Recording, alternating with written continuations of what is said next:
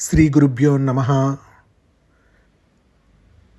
ఈరోజు స్వామి వివేకానంద జయంతి. ప్రతి సంవత్సరము 12వ తారీఖు జనవరిన స్వామి వివేకానంద జయంతిని మనందరము జరుపుకుంటాము. ఈ సందర్భంగా ఆయన జీవితంలో జరిగిన గొప్ప సంఘటనని గుర్తు చేసుకుందాము. ఒకసారి స్వామి వివేకానంద గారు మండు వేసవిలో ఉత్తరప్రదేశ్ రాష్ట్రంలో ఒక రైల్వే స్టేషన్లో ఉండగా ఈ సంఘటన చోటు చేసుకుంది. వివేకానంద స్వామి సన్యసించారు కనుక వారికి భగవత్ ప్రసాదంగా లభించినదే భుజిస్తూ ఉండేవాళ్ళు. భిక్షగా ముడి సామాను లభిస్తే వండుకొని భుజించేవారు లేదా భిక్షాటన చేస్తూ ఉండేవారు. వివేకానందుడికి ఒకరోజు తినడానికి ఏమీ దొరకలేదు. ఆయన వద్ద చిల్లి గవ్వ కూడా లేదు. ఆకలి బడలికలతో దాహార్తితో నేలపై కూర్చొని ఉన్న స్వామీజీని ఒక ధనవంతుడు గమనించి చులకనగా మాట్లాడనారంభించాడు. ఆ ధనవంతుడి ఆలోచన ప్రకారం సన్యాసులంటే ఏ పని చేయకుండా సోమరిలా తిరుగుతూ ఊరిలో వారిపై భోజనానికి ఆధారపడుతూ ప్రజలను మభ్యపెట్టి ధనం అపహరిస్తూ ఉంటారని ఇటువంటి భావం కలిగి స్వామీజీతో అతడిలా అన్నాడు. ఓ స్వామి, చూడు, నేనంత మంచి భోజనం చేస్తున్నాను. నా వద్ద త్రాగడానికి చల్లని నీళ్లున్నాయి. నేను డబ్బులు సంపాదిస్తాను. నాకు మంచి మంచి వంటకాలు వైఖరాలు అన్నీ సమకూరాయి. ఇటువంటి భోజనం నువ్వు కనీసం కలలో అయినా పొందగలవా? ఏ సంపాదన లేకుండా దేవుడు దేవుడు అంటూ తిరిగేవాడివి. అందుకే నీకు ఈ బాధలు. అయినా నువ్వు నమ్ముకున్న నీ దేవుడు నీకేమిచ్చాడయ్యా? ఆకలి బడలిక తప్ప అని దెప్పిపడవడం మొదలుపెట్టాడు. స్వామీజీ ముఖంలో ఒక్క కండరం కూడా కదలలేదు. విగ్రహంలా కూర్చొని భగవంతుని పాదపద్మాలనే తలుచుకుంటూ ఉన్నాడు. అప్పుడే ఒక అద్భుతం జరిగింది. పక్క ఊరి జమీందారు ఒక వ్యక్తి వెతుక్కుంటూ వచ్చి స్వామీజీ పాదాలపై వాలిపోయాడు. అతను స్వామితో ఇలా అన్నాడు: మీ పాదాలను సేవించి స్పృశించే భాగ్యం కలగడం నా పట్ల శ్రీరామచంద్రమూర్తి అనుగ్రహము. దయచేసి మీరు ఈ భోజనం స్వీకరించని ప్రాధేయపడ్డాడు. అందుకు వివేకానంద స్వామి, ఎవరు నాయనా నీవు? నేను నిన్ను ఎరగను, పొరపడుతున్నట్టున్నావు. నువ్వు వెతుకున్న వ్యక్తిని నేను కాదు అంటూ ఆ వ్యక్తి స్వామీజీకి అంటూ ఉంటే ఆ వ్యక్తి స్వామీజీ ముందు వెండి పీట వేసి భోజనము ఒక బంగారు అరిటాకు మీద మారుస్తూ, లేదు స్వామి, నేను కల్లో చూసింది మిమ్మల్ని.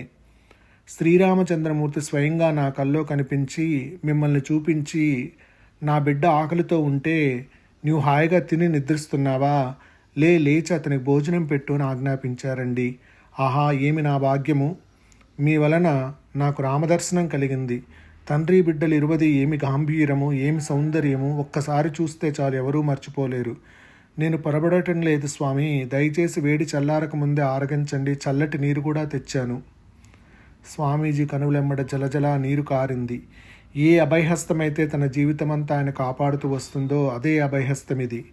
ఎదురుగా నోరెళ్లబెట్టి ఇదంతా చూస్తున్న ధనవంతుడు ఉన్న పలంగా స్వామివారి పాదాల పడి కన్నీటి ధారలతో స్వామి పాదాలను అభిషేకిస్తూ క్షమాపణ కోరాడు. సన్యాస జీవితం అంటే భగవంతుని ఒడిలో నివసించడం అని అర్థమైనది. నిజమైన సన్యాసిని దూషించడం అంటే భగవంతుని దూషించినట్టే అని తెలుసుకున్నాడు. తనను నమ్ముకున్న వారిని కంటి రెప్పలా ఎప్పుడూ కాపాడుతూ ఉంటాడు భగవంతుడు. యోగుల హృదయాల్లో సదా నివసిస్తుంటాడు ఆ పరమాత్మ. ఇది కేవలం స్వామి వివేకానంద జీవితంలో జరిగిన ఒక్క చిన్న సంఘటన మాత్రమే. ఇంతకు మించినవి ఎంతో ఆశ్చర్యం కలుగజేసేది భగవంతుని పట్ల, యోగుల పట్ల సరళని విశ్వాసాన్ని కలుగజేసేవి మరెన్నో. ఇలా స్వామి వివేకానంద స్వామికి ఎన్నో మధురమైన ఘట్టాలు మనకి ఆయన చరిత్రలో తెలుస్తూ ఉంటాయి.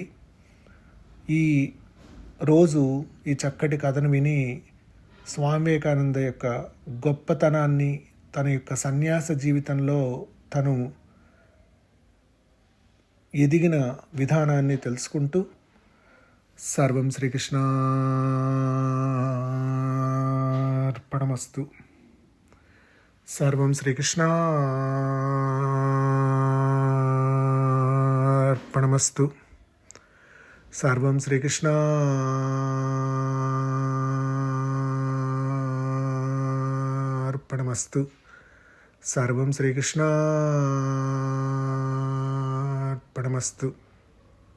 శ్రీరస్తు, శుభమస్తు, శుభసంకల్పమస్తు, కళ్యాణమస్తు, ఆనందమస్తు, ఆరోగ్యమస్తు, అద్భుతమస్తు, అమృతమస్తు, అమృతతుల్యమస్తు, ఆనందం పరమానందం మహానందమస్తు, ఆనందం ఆనందం అద్వితీయమైన ఆనందమస్తు, ఆనందం ఆనందం ఆనందం అఖిలాండమైన ఆనందమస్తు, ఆనందం ఆనందం ఆనందం బ్రహ్మాండమైన ఆనందమస్తు, ఆనందం ఆనందం ఆనందం అశేషమైన ఆనందమస్తు, ఆనందం ఆనందం ఆనందం ఆనందం విశేషమైన ఆనందమస్తు.